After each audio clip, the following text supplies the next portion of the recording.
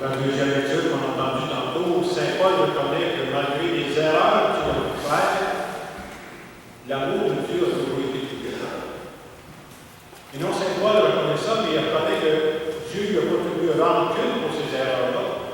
Au contraire, il lui a confié une mission très importante, la mission d'aller vers les païens. Les païens, c'était des gens qui n'avaient jamais entendu parler de Jésus.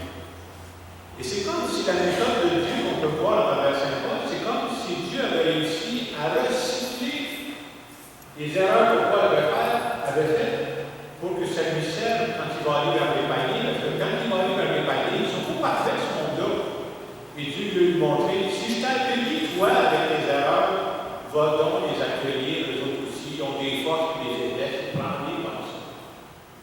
Et c'est bon de savoir que si Dieu s'arrêtait aux humains qui ont des erreurs, bien, il s'arrêtait souvent, parce que c'est notre situation à tout le monde.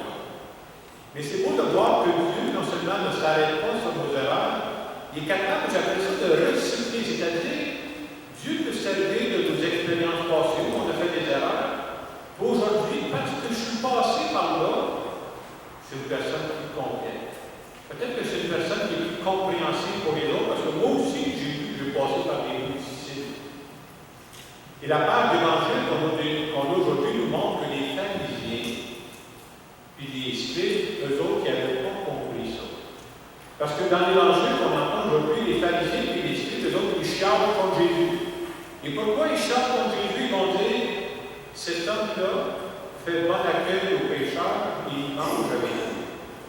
Et dans la tête des pharisiens, même si c'était des gens bien intentionnés, dans la tête des pharisiens et des scribes, Dieu il est du bord des gens corrects, des gens qui ont toujours suivi la loi à la lettre, des gens qui n'ont jamais dévié du droit chemin. Et comme Jésus se tient de temps en temps avec des gens de mauvaise réputation, ça les choque. On ne devrait pas se dire avec ce monde-là, c'est du mauvais monde, il n'y a rien à faire avec ce monde-là. Et pourtant, le Dieu que Jésus-Christ est venu annoncer, c'est un Dieu qui aime toute personne. Même les gens qui ont fait des erreurs. De toute façon, en connaissez-vous des gens qui n'ont jamais fait d'erreur?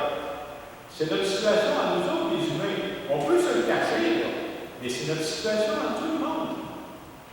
Et Jésus nous dit que son Dieu, son Père est venu, même pour les gens qu'on disait, il y a rien à faire avec ce monde-là. C'est comme si Jésus nous dit que son Père n'était jamais découragé de n'importe quelle situation. Le Dieu de Jésus-Christ, il croit qu'il peut toucher le cœur de toute personne. Et quand le cœur est touché en profondeur, si jamais ça arrive, là, ça peut changer complètement une personne. Et c'est ça notre espérance à nous autres. J'essaie de trouver un exemple plus proche de nous pour illustrer ça, comment Dieu nous accueille tel que nous sommes. Cette semaine, j'ai lu un extrait d'un livre que j'ai depuis un bout de temps. C'est écrit sur la vie du père Jean Patrick. Le père Jean, il a été 38 ans aumônier à la prison à Bordeaux. Alors, je lisais des extraits de ce livre-là, je n'ai pas fini de le lire. Il y a un extrait qui a retenu mon attention. Il disait que dans la prison de Bordeaux, je ne suis pas allé, ni en même comme aumônier. Dans la prison de Bordeaux, il y a une chapelle. Puis à un moment donné, dans cette chapelle-là, il y a une illustration de Saint Dismas. Je ne savais pas que ça fait comme ça. Vous savez, c'est qui Saint Dismas? Je ne le savais pas, moi. C'est le larron qui parlait à Jésus en croix, qui disait oublie-moi pas quand tu seras rendu dans ton royaume. Et Jésus il avait répondu aujourd'hui même, tu seras avec moi dans ton paradis. Et le Père Jean disait que pour eux autres, Saint Dismas, ce larron-là, c'est très important pour les gens de Bordeaux. Parce qu'ils disent quoi? Ils disent c'est la preuve tangible qu'on peut être un bandit que Jésus nous prend dans sa gang pareil. Alors, vous comprenez pour les gars de Bordeaux, c'est très important. Il ajoutait ceci, et c'est ça que j'ai trouvé particulier que je vais vous partager.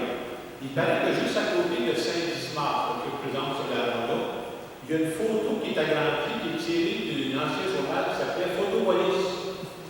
Et c'est la photo d'un gars qui s'appelle Adrien Lebeau. Je vous explique un peu son histoire. Alors, le père Jean écrivait que Adrien Lebeau, c'est quelqu'un qui a passé par la prison à Bordeaux.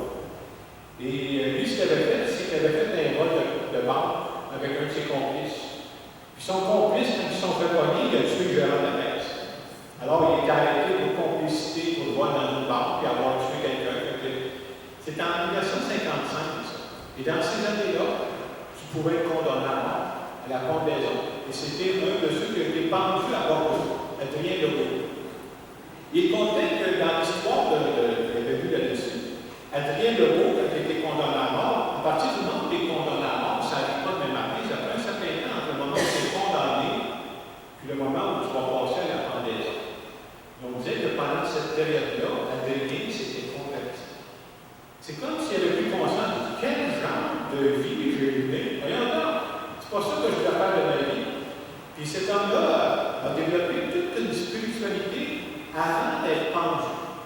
Il y avait quelque chose de vraiment très important pour lui. En tout cas, il avait développé une dévotion à la Vierge Marie. Même quand il s'en allait pour se faire pendre, il disait Vierge Marie, viens me prendre tel que je suis. Et le père Jean contait que ce n'était pas surprenant. Souvent, il y avait plusieurs personnes comme ça, une fois qu'ils étaient condamnés à mort, si tu penses à ça, tu avais payé la peine. À quoi tu t'accroches aujourd'hui? C'est comme ça t'oblige, tu ne peux plus te cacher la vérité. C'est comme si ces gens-là souvent développaient une spiritualité. Et les gens les appelaient les voleurs du ciel. Parce qu'ils disaient, hey, ça a fait les 400 coups, ce monde-là. Puis à la fin de leur vie, c'est comme s'ils s'accrochaient à Dieu. Alors, le père Jean contait qu'en 1992, lui, pendant qu'il était aumônier à la prison, une fin de semaine, il voulait parler, parce que chaque fin de semaine, il y avait une bête. Une centaine de prisonniers à Bordeaux qui venaient avec ça. Puis il voulait leur parler des saints. Et le père Jean voulait expliquer qu'un saint, nous autres, on pense toujours qu'un saint, une sainte, c'est une personne parfaite. Mais ça se peut pas, ça se peut pas ça. Je veux dire, un saint, non, c'est des personnes qui ont fait des erreurs, mais qui sont quand même en lien avec Dieu. Et à ce moment-là, le père Jean avait présenté aux prisonniers la vie d'Adrien Legault, comment ça va finir. Et quand il a fini d'expliquer ça, les prisonniers, comme tu l'as dit dans la prison, ils disaient, hey, on pourrait-tu le prendre comme saint patron pour nous autres? Saint Adrien Legault. Et le père Jean a été surpris. Il a dit, c'est une bonne idée, ça, que est-ce que tout le monde est d'accord ici? Il dit, je vous annonce que je vais le canaliser en direct, sans passer par là.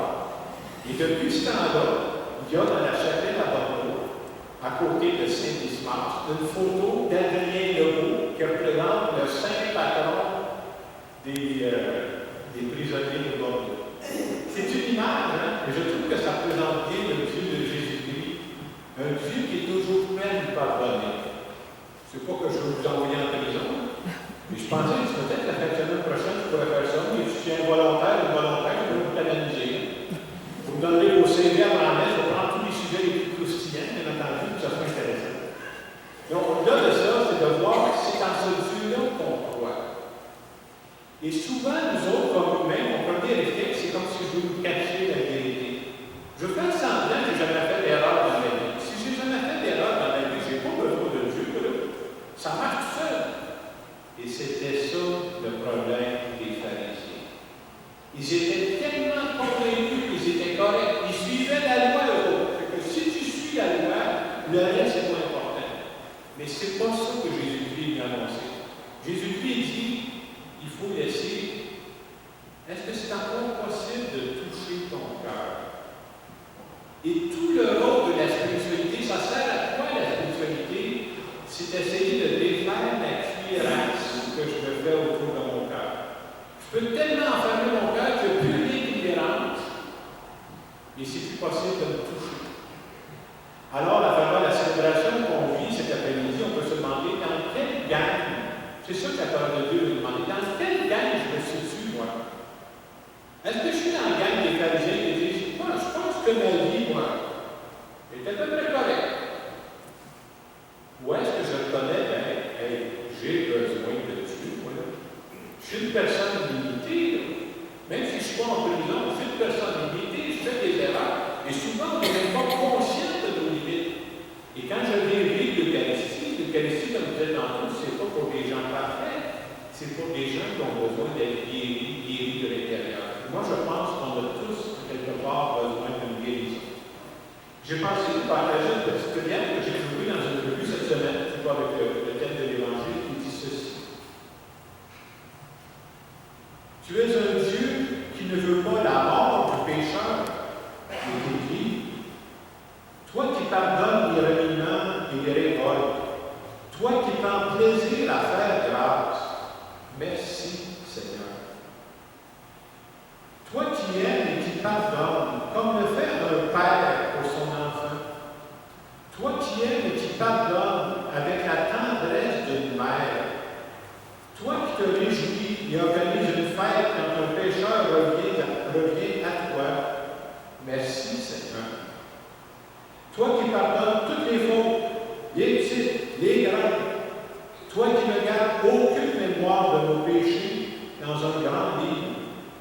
Toi qui jettes nos fautes loin derrière toi dans la mer. Merci Seigneur. Toi qui ne te lasses pas de pardonner. Toi qui pardonnes bien au-delà de 70 fois 7 fois. Toi dont le pardon est infini. Comme infini est ton amour. Merci Seigneur. Dans le moment de silence que je vais vous laisser, je vous invite, moi je trouve important de vous présenter devant Dieu tel que je suis. Je veux dire à Dieu, je reconnais devant toi que je ne suis pas une personne parfaite. Et probablement les erreurs les plus grandes, je ne les connais même pas. Tu sais, les guérisons dont j'ai besoin, qu'est-ce que j'ai besoin comme guérison? Des fois, on ne sait pas. Dieu, toi, tu me connais mieux que moi. Si je suis venu ici cet après-midi, c'est que j'ai confiance que toi, tu peux me guérir. Et moi, cet après-midi, mon seul rôle à moi, c'est de te laisser mon cœur